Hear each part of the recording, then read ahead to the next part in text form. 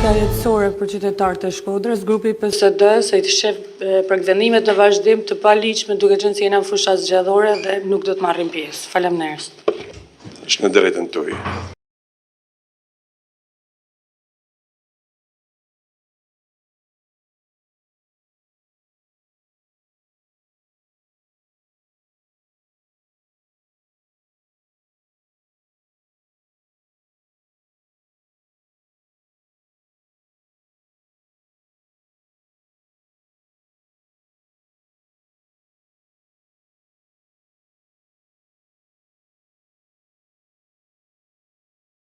Na nuk e shohim vetin pa të ricë e këtij Këshillit Bashkiak.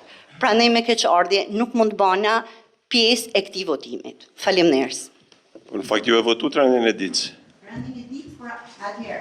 Ranin e ditës për ato pika deri aty. Dhe sot nuk mund të jena pa të ricë e pjesë tjetër. Nuk ka rëndësi, është drejta ju të marrni këtë lloj qëndrimi. Ju e votuat ranin e ditës. Ju mund të shërbeni kujdo, po ju qytetarëve të Shkodrës me mënyrë. Atëherë na i shërbejmë vetëm qytetarëve të Shkodrës, zonë qytetar.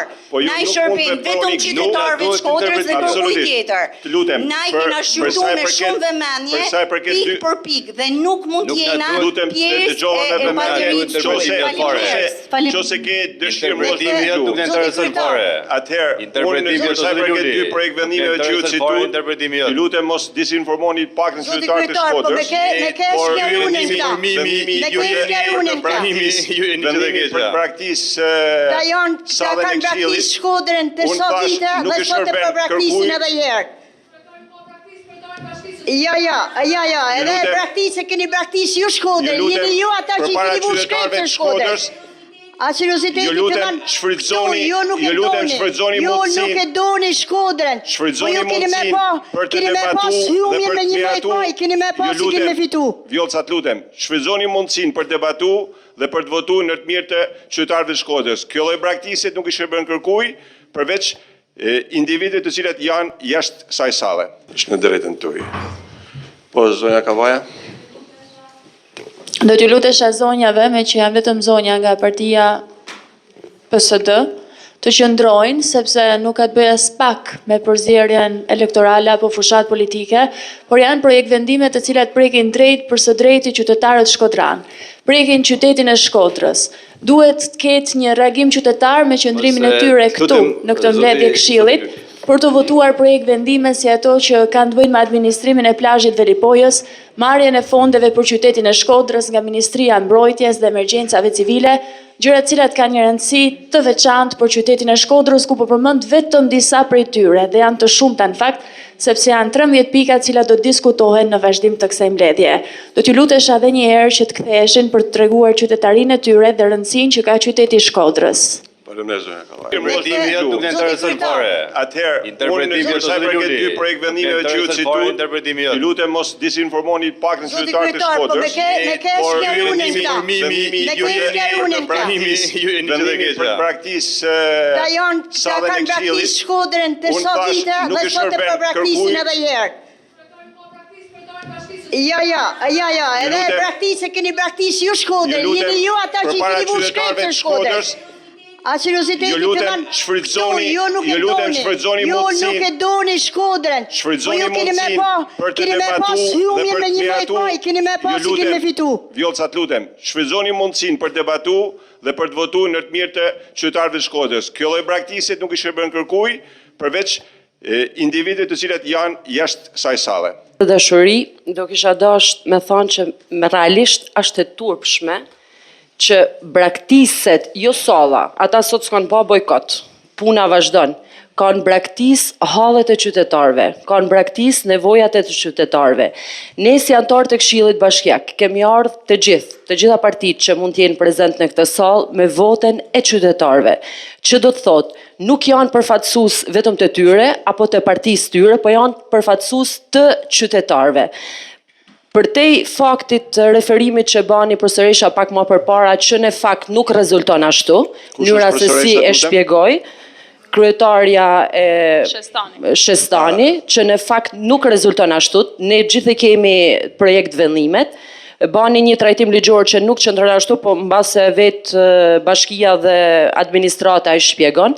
Ato janë projekt vendime të cilat duhen për qytetarët dhe për nevojat e qytetarëve. Dhe kjo braktisje nuk është braktisje e sallit Këshillit Bashkiak, e theksoj edhe një herë, është braktisje për hadhet dhe problematikat që kanë qytetarët. Të braktisen ato projekt vendime, të cilat janë shumë të rëndësishme për qytetarët dhe të cilat i presin me pa durim, është e pa imagjinueshme dhe realisht këtë e them me shumë sinqeritet, nuk ka lidhje në cilin krah politik është, sepse sigurisht që ata e përdoren për politik dhe është vendimi i tyre, ama nuk duhet të harrojmë se kë përfaqësojmë. Në këtë Këshill Bashkiak përfaqësojmë vetëm qytetarët. Kështu që nuk di kolegi kemi, me gjitha të vendimarrja është e tyne dhe me vjen shumë keq vetëm për qytetarët dhe ata të cilët na përfaqësojmë. Se janë projekt vendime të cilat kanë pritur me kohë për të miratuar, për fund nëse donin të qëndronin, banin debat, të japin ide të tjera, të kërkonin shtesa, të votonin kundër, okay, po kryejnë detyrën si antar të Këshillit Bashkiak. Por të braktiset salla thjesht për politik dhe për të bërë bojkot, sepse ata në këtë mendim kanë se po realizojnë bojkot, po në fakt s'kanë bërë bojkot. Thjesht kanë braktisë qytetare dhe ata të cilët i kanë votuar për mi përfaqësu. Dhe për këtë si antare ti Këshilli Bashkiak edhe mu me vjen vërtet shumë keq. Dhe ndihem keq para qytetarëve shkodran, unë. Ata e din vetë. Faleminderit zoja Mehmetaj.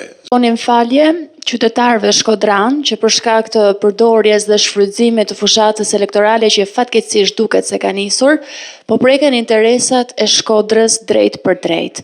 Po preken interesat e atyre që kanë aplikuar për të pasur të drejtën që gjatë këtij sezoni turistik të kenë një hapësirë që ta shfrytëzojnë për biznesin e tyre. Po preken interesat e atyre që dëshirojnë që plazhet publike të mos cënohen, por të jenë për qytetarët Shkodran. Dhe nga ana tjetër të kemi edhe plazhe që menaxhohen nga Bashkia e Shkodrës dhe nga SHA për të menaxhuar në një mënyrë tërësisht ekonomike dhe të përballueshme nga ata qytetarë të cilët e shohin këtë mënyrë si një nga më të mirat e mundshme për ta shfrytzuar pasurinë e madhe që ne kemi dhe lipojën. Dhe nuk është vetëm kjo. Është dezinformim që u bë qytetarëve nga zonja në fjalë, e cila nuk dua ta përmend me emër sepse nuk është këtu dhe nuk mund të replikoj, ja hoqi këtë të drejtë vetes, por për faktin se dezinformimi çon aty ku ne nuk duam të jemi dhe duam që qytetarët Shkodran të jenë të qartë për gjithçka që po bëhet. Po përdoret kjo mbledhje për politikë dhe kjo është fatkeqësia më e madhe që mund t'i ndodh Shkodrës. Megjithatë, siç tha dhe kolegja ime, puna do të vazhdojë dhe nuk do të ndalet. Është një qytet i tërë që po punon dhe do të vazhdojë këtë punë intensive, sepse zgjedhjet do të kalojnë dhe Shkodra do t'i mbetet atyre që i takon, qytetarëve Shkodran. Faleminderit zoja Kavaja. Zoja Është një turp me braktisë sallën, jo ne si këshilltar, për me braktisë popullin e Shkodrës, sepse pra thonë shoqet që janë shumë gjana për të mirën e qytetarëve të Shkodrës. Na jena mësu me braktisë të tilla, po jo në këtë moment serios. Ato e përdoren për fushat elektorale. Është një turp, sepse ato nuk pranuan të pakten, i rreshtuan që deshten me rreshtu, po nuk priten sqarimet. Atëherë, ato kanë ardhur me një qëllim për mos me nëjë në mbledhje, pra me disinformu popullin e Shkodrës, për të bërë një propagandë të keqe për qytetin e Shkodrës. Janë ato që e kanë braktisë Shkodrën me vitet të tëra. Pra nuk jena na që nuk jena të punu. Ne jena të punu dhe Shkodra do të jetë çdo ditë më e mirë, më e bukur se çdo herë tjetër. Ato dojnë me mlu dillin me shosh, po dillin me shosh nuk mlot, duke kalu ose duke braktisë sallën. Është një turp për të, dhe Shkodra ma shumë është të pasë kush është e vërteta. Partia atyne, partia jonë, nuk po bëjmë deklarata parti apo kundërshtar, kush punon për Shkodrën. Dhe në vërtet, jemi ne që jemi duke punu për Shkodrën, për qytetin e Shkodrës. Atyne i vret e vërteta, i vret syni i bukur i gjithë qytetit që ka marrë pamje tjetër, jo si propagandë që përdoret me hek një plak apo me ba një plak, pra është një disinformim që ato janë të ba për qytetarët e Shkodrës. Është një turp që ato ma mirë mos kishin ardhur ose të kishin ndaj, të kishin çu kartonin të pakten kundër, po jo kështu. Ato kanë tregu vedin se sa shumë e dojnë Shkodrën, sepse asnjë nga ato që thane që rreshtoi Zoja, pra ishin krejt kundër me ato që na kena diskutu dhe ato që janë këtu në letër të shkrume. Ajo nuk pranoj ata nuk pranune për me verifiku ose me kërku llogari.